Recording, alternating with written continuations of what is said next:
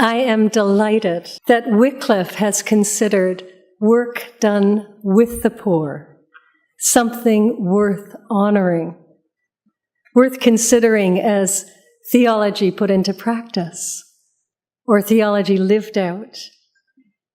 And I think this speaks well of who Wycliffe is, that they would take note of what has been done in one of the most remote areas in the world with some of the poorest people on the planet. Thank you, Wycliffe. Psalm 41:1 says, "Blessed is the one who considers the poor." For the last 5.5 years, it's been my privilege to live and work in Gambela, Ethiopia, right next to the border with South Sudan, where I had the opportunity to teach women about health. Tonight, I'd like to speak a little bit about who these people are, what their lives are like, how this work of teaching and empowerment came about, and also a little bit about the place of faith in cross-cultural teaching. And in doing this, I'm hoping to give you a glimpse of the beauty and the worth of the poor, and how enriching it can be to get to know and to love them. This first picture was taken soon after the civil war in South Sudan broke out in December of 2013. Our area, Gambela, Ethiopia, became flooded with refugees. The latest UNHCR states well over 400,000 refugees have come into this area where the resources are already stretched thin to breaking point, more than doubling the population. And it was beautiful to see the people in Gambela, all of them, open their homes and share the little that they had with the newcomers. These people love to share. The little girl in the photo is a newly arrived refugee. Her story is heartbreaking. At that time, people living in the remote villages of South Sudan had no warning that there was a war. No radio, no communication. It was just suddenly chaos. Bullets flying, people screaming, houses burning. People said, we just grabbed what we could carry and ran. And when we said, well, what could you carry? They said, well, mostly our children. It would take on average about 2 weeks for a refugee to walk from the interior of Sudan to Ethiopia. At times, they would encounter an ambush along the way and have to run again. There was no time to bring anything that could carry water, so they only drank if they were lucky enough to come across a stream. There was no time to bring any food, so all they could eat was grass and leaves. There was no time to bring a change of clothes. So as they walked through the thick bush, the clothes would shred, and many arrived naked. Many didn't arrive at all. This photo was taken in Akule refugee camp about 3 weeks after it opened. This is the first Sunday service where 300 Christians gathered under a tree. What you're seeing here is the Sunday offering. A tarp was spread on the ground, and people would come up and give. This little girl is about 3 years old. She is pouring out some of her food rations, maize meal. She is sharing just about the only thing she has to give. And the money collected from this maize meal is then going to go to help others more newly arriving or those in special need. Grief is a constant and uninvited companion for the poor. When I was in a room full of women, I was usually the only one who hadn't lost a child. This picture is a picture of the grave of a dear friend of ours, Ajulu, a young man in his late 30s. With 90% unemployment in the area, one working adult like Ajulu would support, on average, about 16 adults and all their children. This is Ajulu's niece, lingering after the funeral. She has lost her uncle, and she has also lost the assurance of being able to have a meal every day. Who will take care of me? She's crying here. But the thing that stands out to visitors the most is the joy that is evident on the faces of these people, especially as they worship. This picture was taken at that same Sunday service in a Kule refugee camp. This young man is also a newly arrived refugee. You know, I think in our culture, we tend to substitute pleasure for joy, because pleasure is something we can get, or maybe we can control a little bit. And pleasure is destroyed by suffering. Joy flows from love. It is not destroyed by suffering. This young man knows he is loved. Now, just to put things into context, this is the diocese where my husband Grant and I served for about 5.5, almost 6 years. This is the Diocese of Egypt with North Africa and the Horn of Africa. You know, most countries have many dioceses. Our diocese has many countries. Tunisia, Libya, Algeria, Egypt, Ethiopia, Eritrea, Djibouti, and Somalia. My husband Grant was area bishop for the Horn of Africa and responsible for the work of the Anglican Church in those last 4 countries that you can see here: Ethiopia, Eritrea, Djibouti, and Somalia. You can see the Gambella region circled up there. It's a little area. This the part of it, the little area surrounded on 3 sides by South Sudan, was where we lived and where I got to work with the women to teach health. When I arrived in Ethiopia, I was greeted by the women of the church, most of them members of Mothers Union, and they said, "Oh, you're the bishop's wife. You're head of Mothers Union." And I said, "Thanks. Tell me what you do." And they were telling me how they visited the sick and the bereaved. And then I said, "Well, tell me, what do you want to do? What are your dreams?" And what they said to me was, "Help us to help our children." So as I went about from place to place talking with the women, I began to find out what their day-to-day living situation was like, and also what the issues were that they struggled with, especially the health issues. And as part about learning about life in this region, I did a survey of 4 representative villages. I sent out 2 of our African priests because I didn't want to get the polite answers to the questions that they would reserve for visitors. So what I found out was that on average, a woman would have 9 to 11 pregnancies. And out of that, only 2 to 4 children would live beyond the age of 5 years, most of them dying very young from easily preventable illnesses. I had learned from time spent in Kenya that more lives could be saved by empowering women to know the simple things that can be done to prevent and treat illness, rather than by simply giving the same medicines for the same disease and sending the folks back into the same environment with the same risk, and if they're lucky enough to survive, they'll come back again with the same disease. So when the women said to me, "Help us to help our children," I had a good idea of what might be most helpful.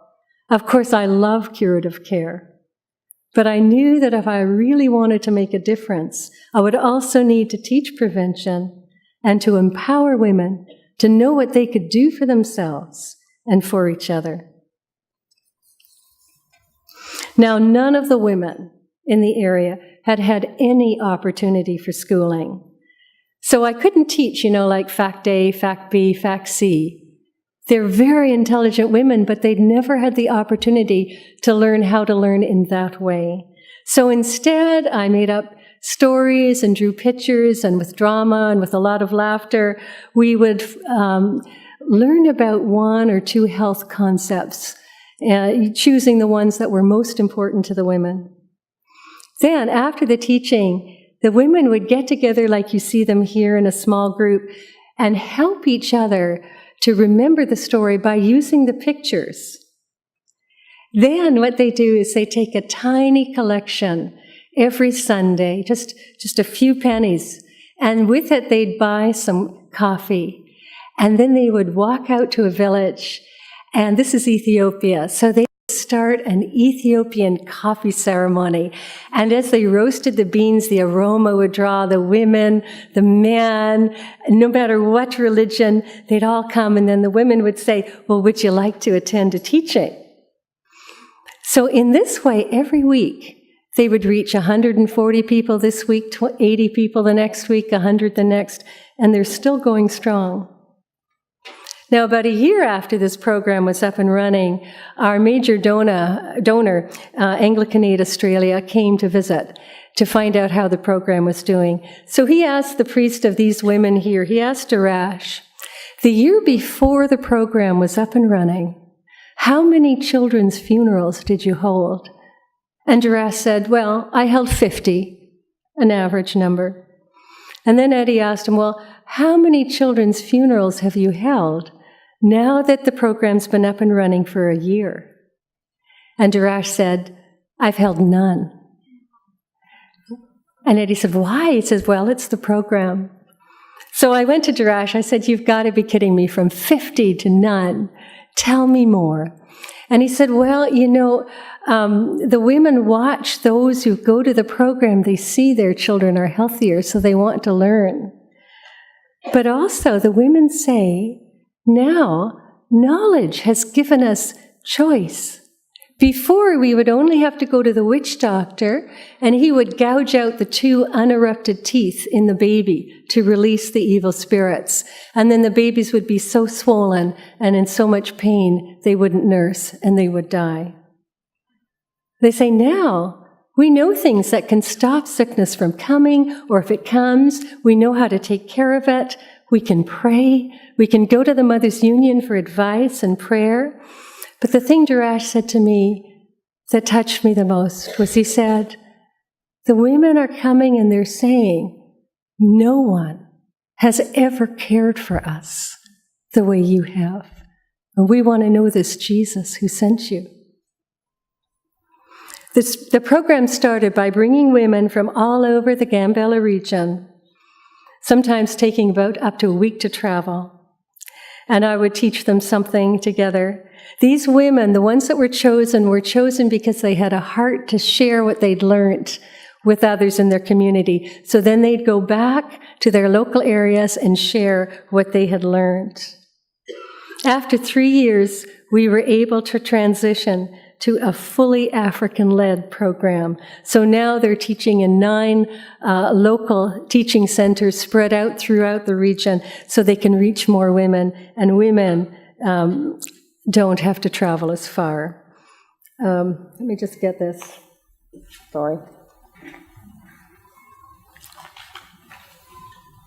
Okay.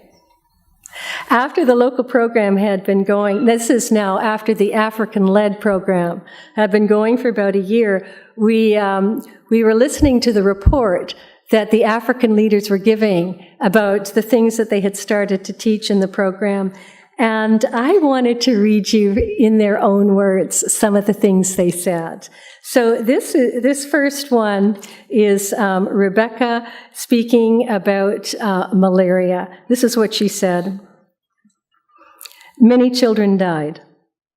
So now we learned how to prevent and how to treat malaria, especially about how to prevent the malaria, because no one considered that the malaria came from mosquito. No one thought about it. So when it gets a rainy season like this, you can even sit and eat with your children. You make a fire and put some neem twigs in the cooking fire and let it smoke. And the mosquito will not like the smoke of neem. It will go away. Also, you can make a mosquito net. You put it there. Don't let the children sleep without it. You see, the people thought that they were being given these mosquito nets because mosquitoes make an annoying sound at night. So they said, oh, we thought it was just to keep the mosquitoes out of our ears. So if you've got this choice, mosquitoes in your ears at night, or this is a great net to use for fishing or tying your house together or something, well, what are you going to choose? But now, as you can see in this picture, they're using the mosquito nets to save the lives of their children. And that's the star of the drama, the mosquito. Our Anuak leader, Achwa, chose to focus on nutrition for the first part of her program. We worked with 10 people groups, and the Anuak was only one of those. And this is what she wrote. Actually, she started talking about water first, so I'll tell you that too. Many children are dying below 5 age. People, they know the problem is there, especially diarrhea. Many children are dying in the Gambella region. Now, the teaching was very, very interesting for anyone. They love it too much. But I'll go on about the nutrition. Another story that we taught is about the wise woman, that woman who fed her children. Obviously, any woman, they know that the food available in Gambella is only one type of food. Now we know that to give them different types of food is very important. Children will be strong. Even the family will be strong. And many people are interested about the help of the moringa tree. It is now obvious people are using it because they know the benefit. Any person now has moringa in his home. This helps with every disease. How many of you know the moringa tree? Well, it's an amazing tree. In the leaves of the moringa tree, there is so much nutrition. It's a fabulous source of vitamin A and vitamin C and all the B vitamins, niacin, thiamine, riboflavin, B6, B12. It's a huge source of folate, a great source of iron, a source of calcium, potassium, magnesium. It's a complete protein. It has every single essential amino acid, every single essential fatty acid, every single essential trace mineral. It has everything needed for complete nutrition, except vitamin D, which you get from the sun. And there it was growing wild in our area. So Achwa's goal was that every household plant one moringa tree at least, and indeed they did it. This picture was taken when we visited the Opo, one of our people groups, and in the front you can see that as this woman is grinding this rock-hard corn called maize, she's adding in some green stuff in the corner, and those are just moringa leaves. So when we went to visit the Opo, what we saw was that no children had red hair, which is a sign of iron deficiency, and none of the children had those big fat bellies, which is a sign of protein deficiency.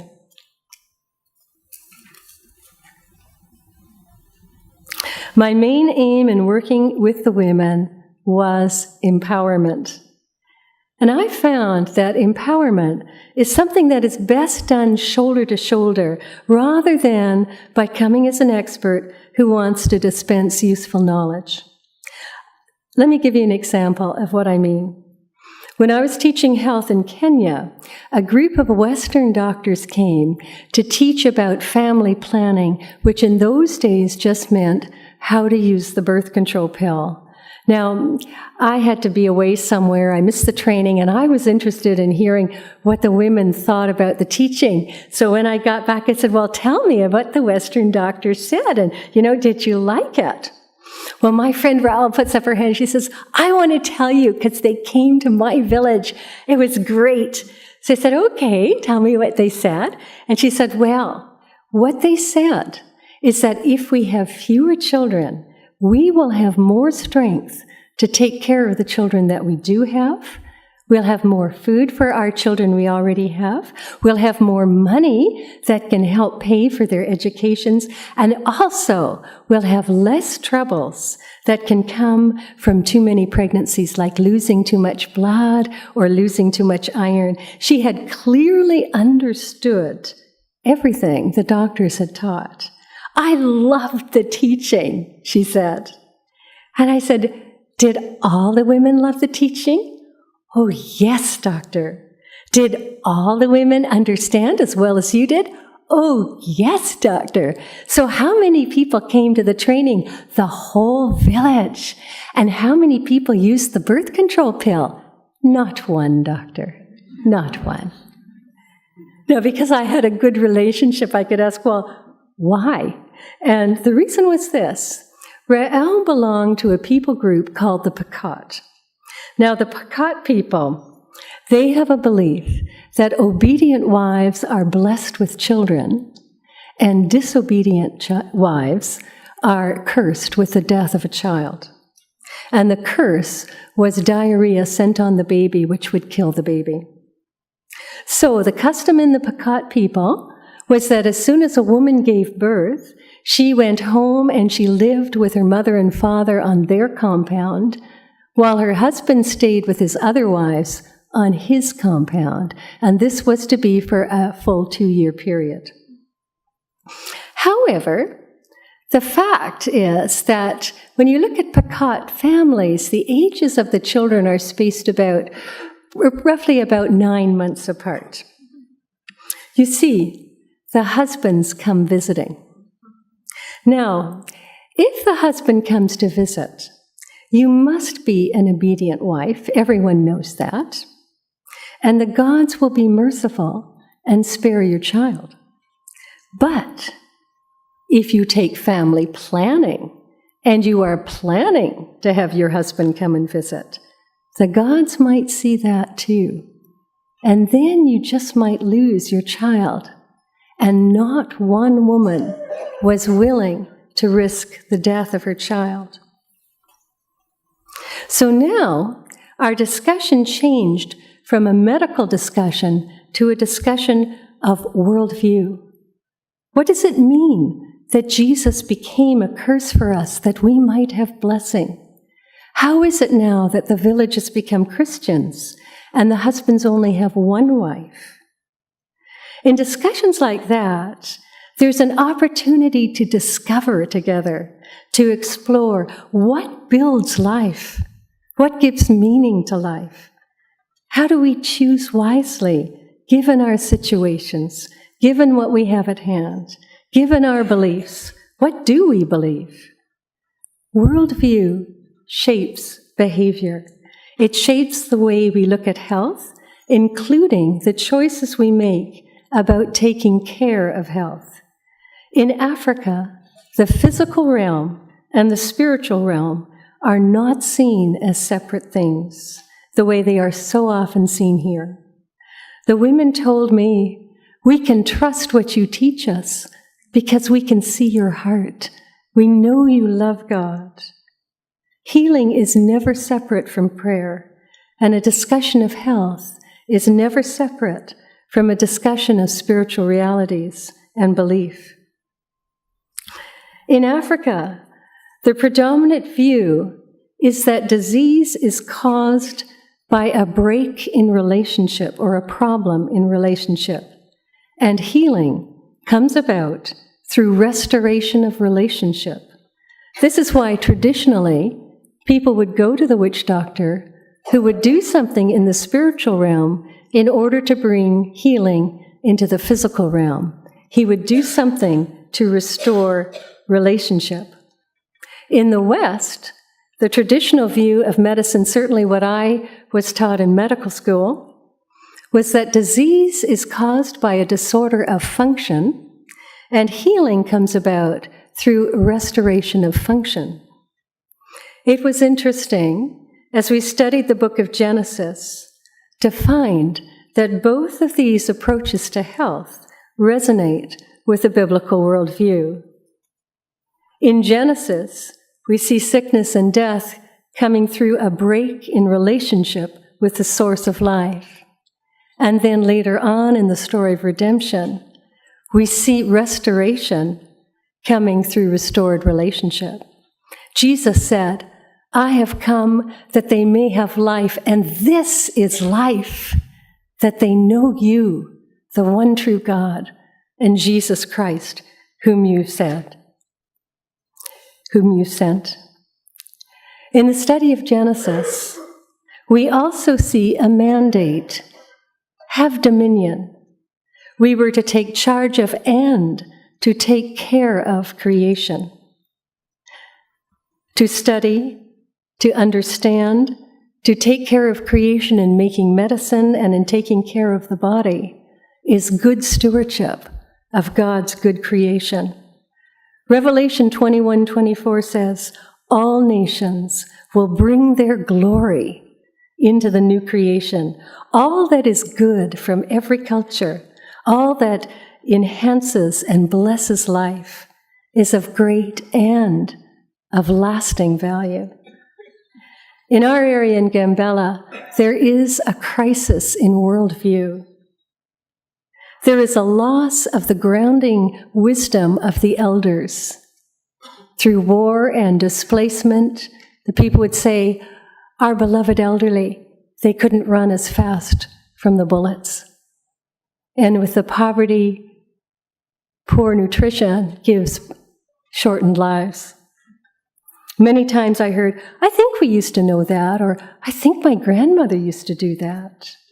And now the women were hearing fragments of confusing and contradictory ideas that were coming home with their school children or that were coming across the radio.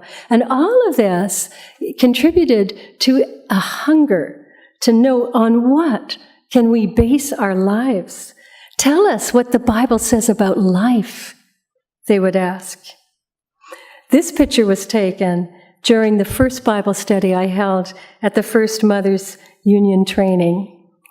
I chose a topic to address a predominant belief in the area, and the belief was, if my child dies, it's because God wanted him to die, and there's nothing I could or even should do about that.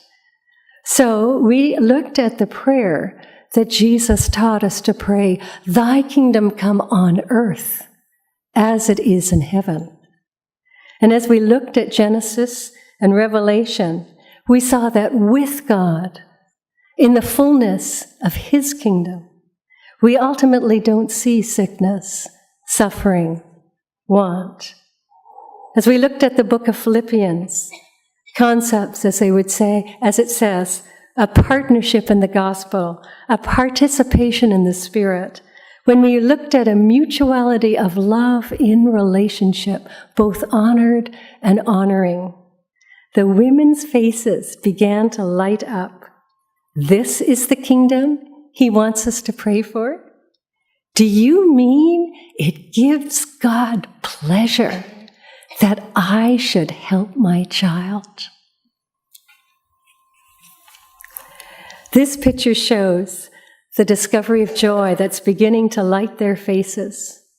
And it is this joy, this caring, this compassion that is taking these women every week into village after village to share with respect, with love, with humor, how to care for the health of their children and families.